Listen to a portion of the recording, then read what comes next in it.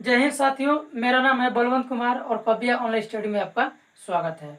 दोस्तों, आज जो है आवर्त के बारे में जानेंगे कि आवर्त क्या होता है। ठीक, तो इसको जो है समझने के लिए सबसे पहले हम एक उदाहरण से समझते हैं। मान लीजिए कि 7/9 है, तो 7 में 9 से हमें क्या करना है, भाग देना है। तो भाग दीजिए। तो 7 में जब हम 9 से भाग देंगे तो ये तो छोटा है तो भाग जाएगा नहीं, तो यहाँ दशमलव बढ़ाना पड़ेगा, तो यहाँ हो जाएगा 0 हो जाएगा। ठीक, तो कितने बढ़ जाएगा, 7 बढ़ जाएगा। तो 9 7 कितना हुआ, 63। फिर यहाँ 7 हो जाएगा, फिर 0 बढ़ेगा, फिर 7 बढ़ जाएगा, फिर यहाँ 63 हो जाएगा और फिर 7 हो जाएगा। यानी कहने का मतलब ये है कि दशमलव के बाद जो है 7 जो है बार बार आ रहा है। ठीक, तो जब बार बार आ रहा है तो 7 पे हम क्या लगा देंगे, बार लगा देंगे। तो 7 पे बार लगाने का मतलब ये है कि 7 का जो है पुनरावृत्ति हो रहा है, मतलब 7 जो है बार बार आ रहा है। तो मान लीजिए कि 7/9 है, तो इक्वल टू कितना आ रहा है हमारे पास, 0.7 पे बार आ रहा है। 7/9 इक्वल टू 0.7 पे बार है। ठीक, तो इसका मतलब ये हुआ कि 7/9 जो है 0.7 बार के बराबर है। यानी इसको जब हम हल किए हैं तो 0.7 बार आया है। तो 7/9 इक्वल टू 0.7 बार है। यानी इसको जब हम हल किए हैं तो हमारा क्या मूल्य है, 0.7 बार आया है। तो इसको भी हल करके हमें ये लाना है। यानी कहने का मतलब ये है कि 7/9 है, तो जब हम इसको आवर्त में चेंज किए हैं तो 0.7 पे बार आया है, तो इसको भी हल करने पे ये आना चाहिए। तो कैसे आएगा, देखिए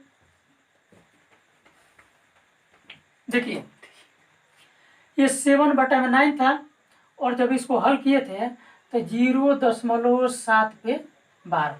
ठीक, तो इससे हमें ये भी लाना है और आना भी चाहिए। तो इसके लिए क्या करेंगे कि एक ट्रिक होता है। ये ट्रिक क्या होता है कि ये जो संख्या होती है तो इसको यहाँ लिख देते हैं संख्या, और माइनस जितने पे बार नहीं होता है उसको लिखते हैं। यानी कहने का मतलब ये है कि बिन आवर्त वाली संख्या, बिन आवर्त वाली संख्या,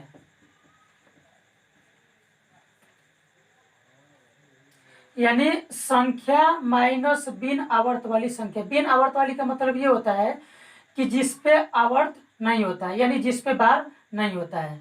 और बाटा में क्या होता है, जिस पे बार होता है उतना न लिखते हैं। जिस पे बार होता है यानी जिस पे आवर्त होता है उस पे 9 लिखते हैं, और जिस पे आवर्त नहीं होता है उतना 0 लिखते हैं। तो देखिए इसको हल करते हैं। तो हमारा 0.7 पे बार है। तो एक चीज बताइए, ये संख्या कितनी है, तो 7 है, और माइनस बिन आवर्त वाली संख्या, तो भाई बिन आवर्त वाली तो कोई है ही नहीं है, तो 0 हो जाएगा।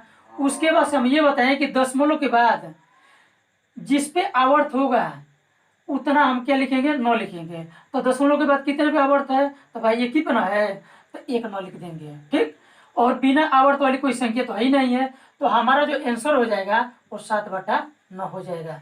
तो ये आया कि नहीं आया।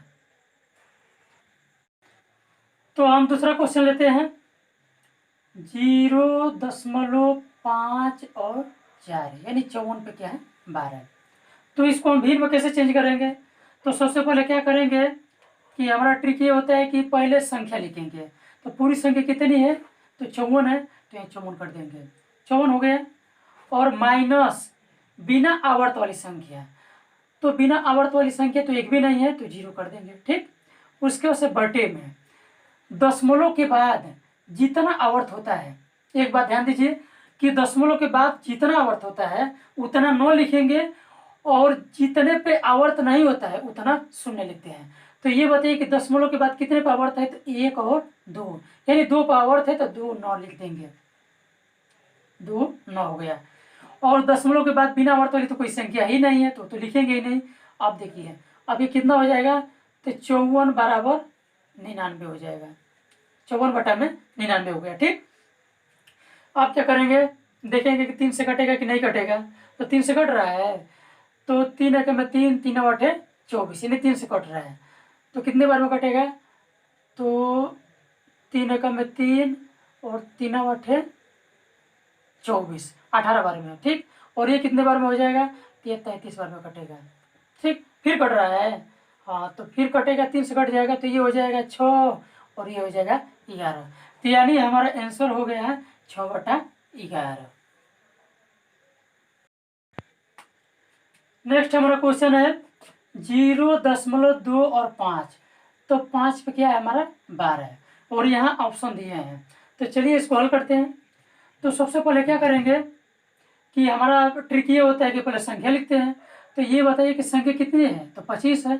तो यहाँ क्या लिखेंगे 25। उसके बाद से माइनस, उसके बाद से बिना आवर्त वाली संख्या, यानी जिस पे आवर्त नहीं होता है। तो ये बताइए 2 पे आवर्त नहीं है, तो यहाँ क्या कर देंगे 2 कर देंगे। और बट्टा में जितना जिस पे आवर्त होता है उतना 9 लिखते हैं, और जिस पे आवर्त नहीं होता है उतना क्या लिखते हैं 0 लिखते हैं। तो ये बताइए कि 5 पे बस आवर्त है तो एक 9 लिख देंगे, और जो है 2 पे आवर्त नहीं है तो एक क्या लिख देंगे 0 लिख देंगे। तब कितना हो जाएगा, तो 25 में से 2 जब कितना हो जाएगा 23, और बटा में कितना हो जाएगा, ये हो जाएगा 90। तो हमारा जो ऑप्शन है ए, या क्या होगा सही हो गया। चलिए दूसरा क्वेश्चन लेते हैं, देखते हैं। चलिए दूसरा हमारा क्वेश्चन है 18.48 पे 12। तब देखिए इसको कैसे हल करेंगे, तो सेम तरीके से इसको भी हल करेंगे। तो पहले संख्या लिखेंगे, तो संख्या ये हमारे हो जाएगी 1848 हो जाएगी, और माइनस बिना आवर्त वाली संख्या कितनी है, तो भाई 18 है, तो यहाँ 18 माइनस कर देंगे। उसके बाद से दशमलव के बाद ध्यान दीजिएगा, दशमलव के बाद जिस पे आवर्त होता है उतना 9 लिखते हैं, और दशमलव के बाद जिस पे आवर्त नहीं होता है उतना 0 लिखते हैं। तो दशमलव के बाद कितना पे आवर्त है, तो 2 पे है, तो यहाँ 2 9 लिख देंगे। और दशमलव के बाद बिना आवर्त वाली तो कोई है ही नहीं है, तो बस उसके बाद से जब इसको हम घटाएंगे तो हो जाएगा हमारा 1830 हो जाएगा, और बटा में कितना हो जाएगा 99 हो जाएगा, ठीक। अब कट रहा है तो इसको हम कटाएंगे, 3 से कटाएंगे, तो 3 से 18 हो गया, और ये 1 हो गया, और ये 0 हो गया, और ये हो जाएगा 33। तो हमारा आंसर हो गया है 610/33। ये हमारा आंसर हो गया। आज जो है दोस्तों कुछ बेसिक क्वेश्चन जाना है आवर्त के बारे में, और अब जो है हमें आवर्त का योग कैसे किया जाता है, आवर्त को कैसे घटाते हैं, तो ये क्वेश्चन जो नेक्स्ट वीडियो में हम बताएंगे। लेकिन इससे पहले जो है अगर वीडियो अच्छा लगा हो तो मेरे चैनल को सब्सक्राइब करिए, लाइक करिए और सपोर्ट करिए। Thank you.